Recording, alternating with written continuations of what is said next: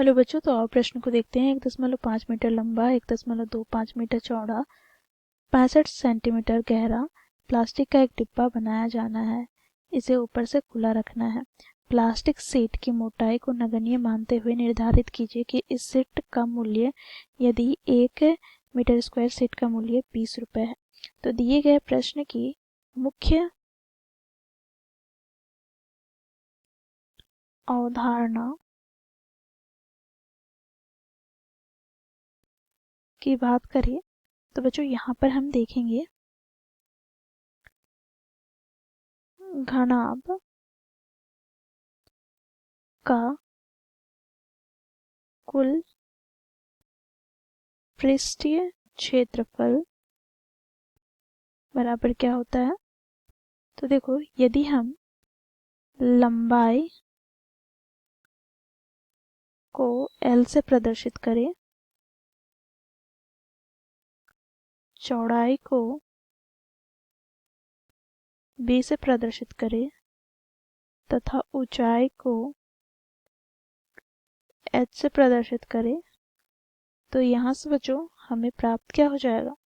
तो 2 गुनी लंबाई गुनी चौड़ाई अर्थात L गुनी B प्लस चौड़ाई गुनी ऊंचाई अर्थात B गुनी H प्लस ऊंचाई गुनी लंबाई अर्थात H गुनी L। साथ ही बच्चों यहाँ पर हम देखेंगे आयत का क्षेत्रफल बराबर क्या होता है। तो लंबाई गुना चौड़ाई अर्थात L गुनी B। ठीक है। अब यहाँ पर हम देखेंगे कि 1 सेंटीमीटर बराबर होता है 1/100 मीटर के बराबर। तो इस मुख्य अवधारणा की सहायता से बच्चों हम दिए गए प्रश्न को हल करेंगे। बच्चों देखो, क्योंकि प्रश्न में हमें डिब्बे जो कि एक घनाभाकार है उसकी लंबाई अर्थात L क्या दे रखा है। तो 1.5 मीटर, चौड़ाई अर्थात B बराबर क्या दे रखा है। तो 1.25 मीटर तथा ऊंचाई अर्थात बच्चों H क्या दे रखा है। तो 65 सेंटीमीटर। बच्चों इसे हम मीटर में परिवर्तन करेंगे तो 100 से भाग देंगे अर्थात यहाँ से हमें प्राप्त हो जाएगा 65/100 मीटर अर्थात 0.65 मीटर। तो अब बच्चों यहाँ पर हमें क्या करना है, डिब्बे का क्षेत्रफल ज्ञात करना है। तो डिब्बे का क्षेत्रफल बराबर क्या होगा। तो बच्चों देखो, प्रश्न में कहा गया है कि डिब्बे को ऊपर से खुला रखना है अर्थात बच्चों देखो, एक भाग को खुला रखना है ऊपर वाला भाग को। तो हम क्या करेंगे, तो डिब्बे का कुल पृष्ठ क्षेत्रफल निकालेंगे। इसमें बच्चों ऊपरी भाग को घटा देंगे।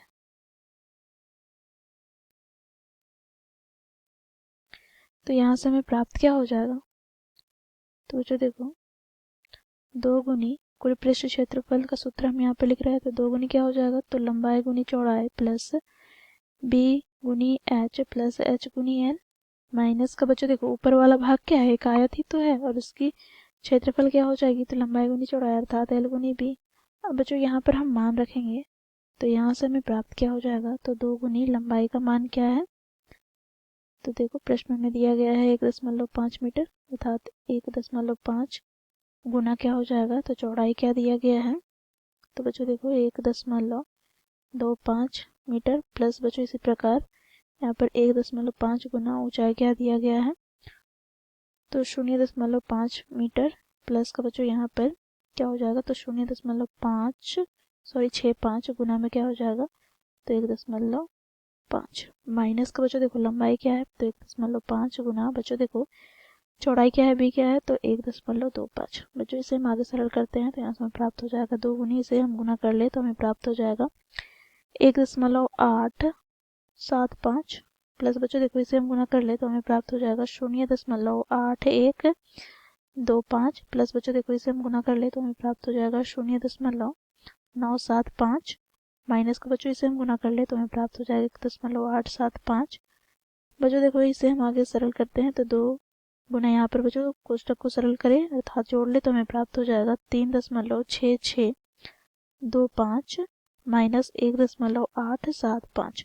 बच्चों इसे हम आगे सरल करें तो बच्चों देखो 2 से गुना करते हैं तो हमें प्राप्त हो जाएगा 7.325 माइनस यहाँ से 1.875। बच्चों देखो इसमें हम घटा देते हैं तो यहाँ से भी प्राप्त हो जाएगा 5.45 मीटर स्क्वायर। अर्थात यहाँ से हमें प्राप्त हो गया डिब्बे का क्षेत्रफल। अर्थात यहाँ से हम लिखेंगे डिब्बा बनाने के लिए आवश्यक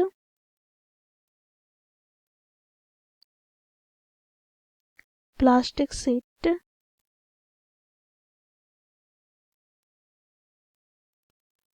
का क्षेत्रफल क्या हमें प्राप्त हुआ। तो बच्चों देखो ये हमें प्राप्त हो गया 5.45 मीटर स्क्वायर के। और बच्चों देखो प्रश्न में क्या बोला गया है तो देखो 1 मीटर स्क्वायर प्लास्टिक शीट का मूल्य कितना है तो 20 रुपये। तो यहाँ से हमें प्राप्त क्या हो जाएगा तो यहाँ से बच्चों हम लिखेंगे अतः